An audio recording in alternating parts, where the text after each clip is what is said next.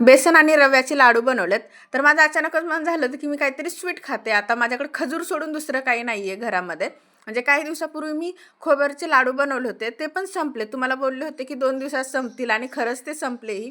तर मन झालं तर म्हणले चला झटपट होणारी रेसिपी बनवूत आपण. तर काय, रवा आणि बेसनचे लाडू. तर ते बनवण्यासाठी घेतले. एका कढईमध्ये तूप टाकून घेतलं, त्यामध्ये बारीक रवा टाकला. जर जाडा रवा टाकला ना तर तो चिटचिट होतो किंवा दाताला खाताना तो कचकच लागतो, म्हणून बारीक रवाच घ्यायचा. आणि नंतर तो पाणी सुटल्याच्या नंतर मी बेसन पीठ टाकलं. आता स्टार्टिंगला हे बेसन पीठ कोरडं वाटतं, नंतर ते पाणी सोडतं. आता बघा ह्या बेसन पीठ आपलं पाणी सोडलेलं आहे. आता ह्याचा रंग फार बदलू द्यायचा नाही. माझ्याकडून थोडासा बदलला होता रंग.